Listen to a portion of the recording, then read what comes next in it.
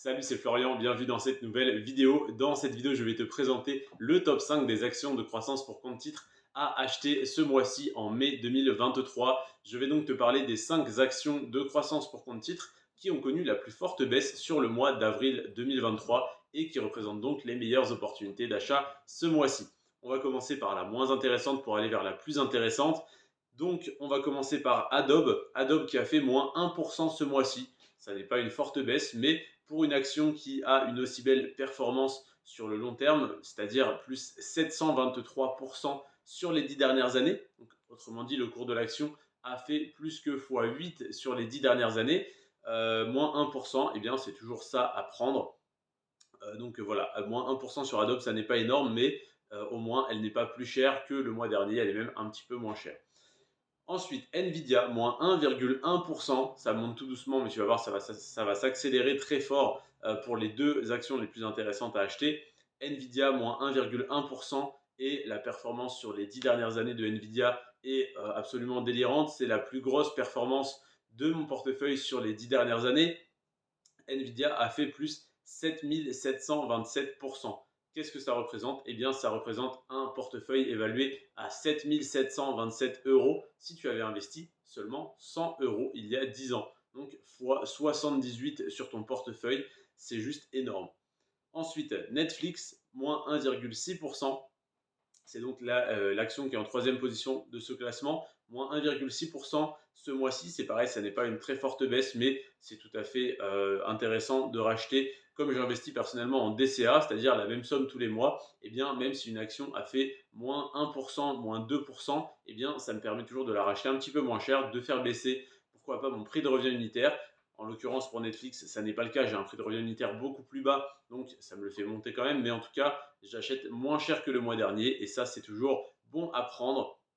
Donc, moins 1,6% sur Netflix sur le mois d'avril 2023. Ça représente donc une bonne opportunité à l'achat en mai. Évidemment, je ne te parle pas du PER, donc le PER est toujours surévalué, mais on achète un petit peu moins cher que le mois dernier. Donc oui, par rapport au cours de l'action sur les 2 dernières années, 3 dernières années, 5 dernières années, évidemment qu'il y a eu des moments où tu aurais pu acheter beaucoup moins cher, comme il y a des moments où tu aurais pu acheter beaucoup plus cher. Donc, ça n'est pas le meilleur moment depuis 10 ans pour acheter. En tout cas, c'est un petit peu plus intéressant que le mois dernier. Si jamais le mois dernier, tu hésitais à investir, eh bien, tu peux investir aujourd'hui. Si tu as investi le mois dernier sur Netflix, tu peux réinvestir aujourd'hui également pour faire baisser ton prix de revient unitaire. Et si, comme moi, tu investis dessus depuis longtemps, même si ça augmente ton prix de revient unitaire parce que tu as déjà acheté des actions Netflix auparavant moins chères, eh bien, ça t'en fait tout de suite, ça t'en fait encore une de plus, une part de plus. Et donc, ça te permettra d'être encore plus gagnant quand il y aura de la croissance.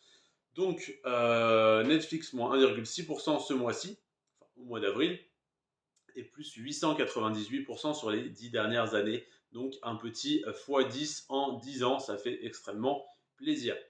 En deuxième position, là, on n'est plus à moins 1,6, on est à moins 13,3% pour AMD Advanced Micro Devices.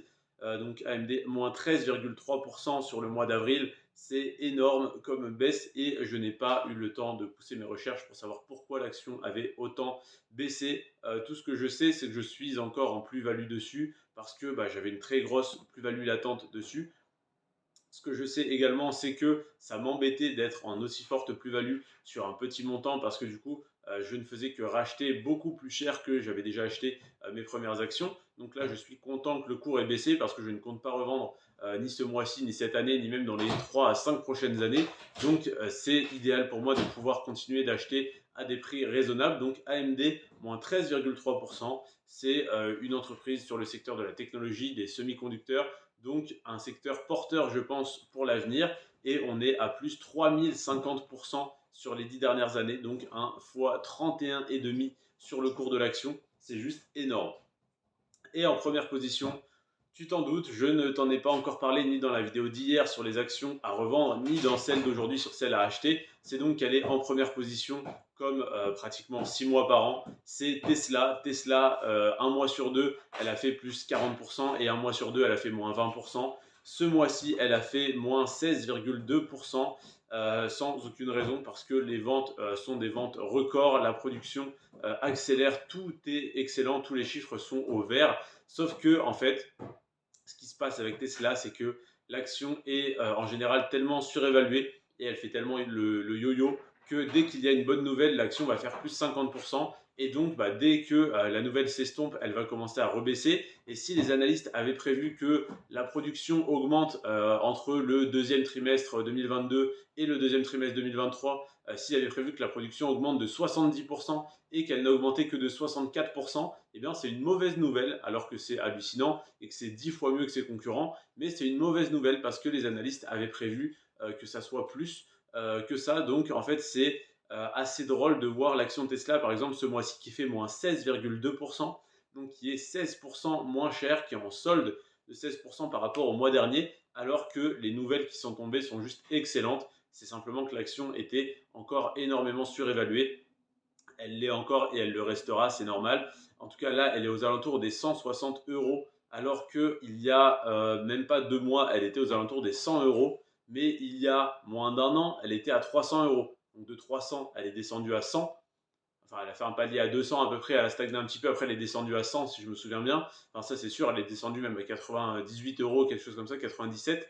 Elle est remontée à 160 ou 180 et là bah, elle est à 160, 150, elle est redescendue un petit peu. Mais pour te dire que c'est normal que cette action fasse le yo-yo, on a Elon Musk, un personnage haut en couleur qui, bah, dès qu'il s'exprime, fait chuter ou fait monter le cours de l'action à sa guise.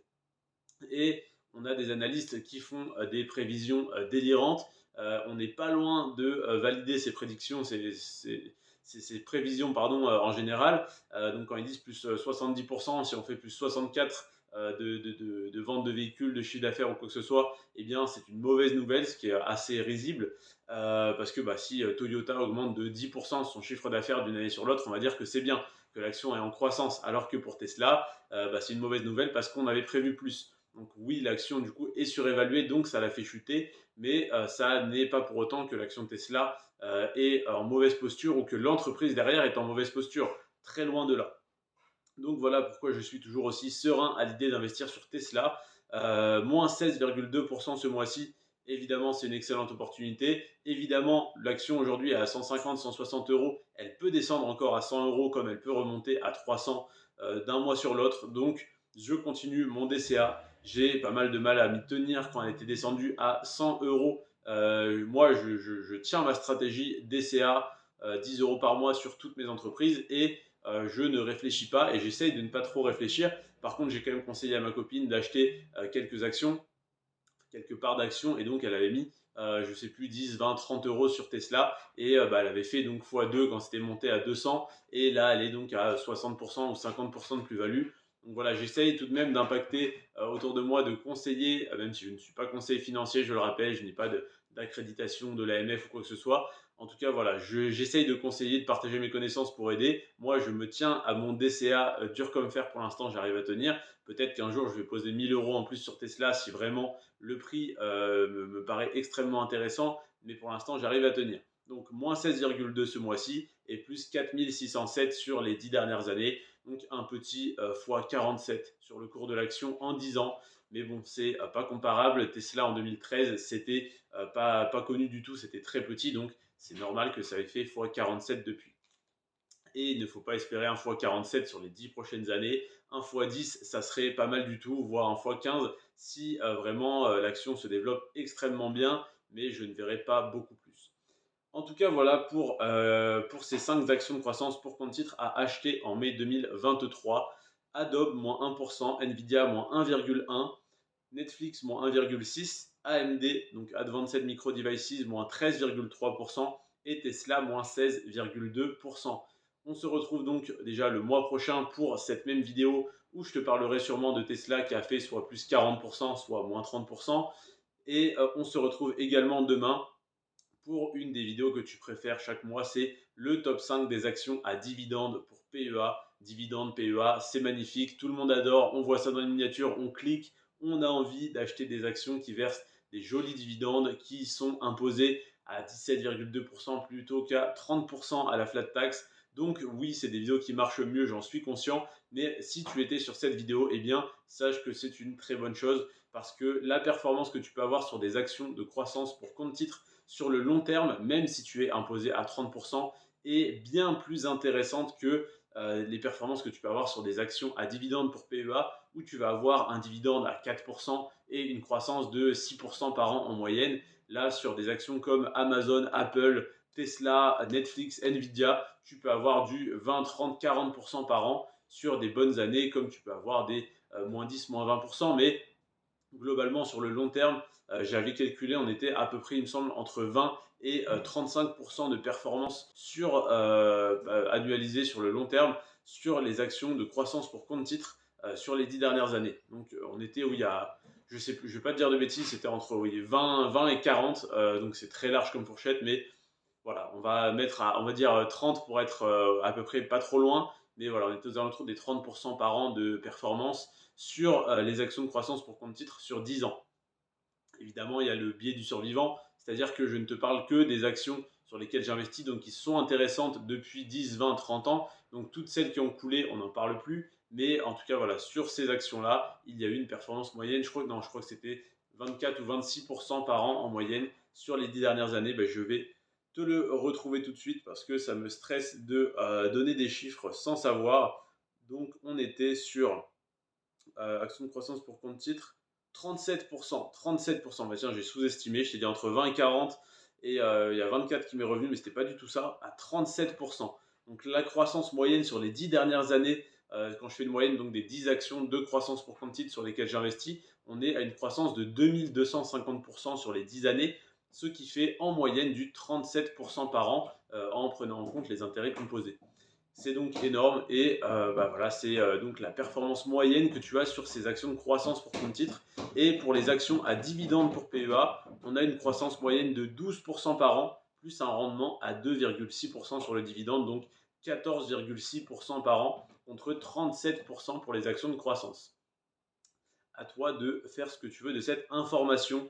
Évidemment, je trouve les actions à dividendes intéressantes pour se constituer une rente, mais pour augmenter ton capital, ton patrimoine, faire des plus-values, les actions de croissance, ça reste quelque chose à ne pas négliger, à ne pas du tout sortir définitivement de ton portefeuille. Je te remercie en tout cas d'avoir regardé cette vidéo jusqu'à la fin. N'hésite pas à la liker si elle t'a plu. N'hésite pas à t'abonner si tu souhaites être mis au courant des prochaines vidéos. Et n'hésite pas à me dire ce que tu en as pensé. Si tu as des questions, à me les poser soit en commentaire de cette vidéo, soit en rejoignant le groupe Telegram Florian Rentier à 30 ans.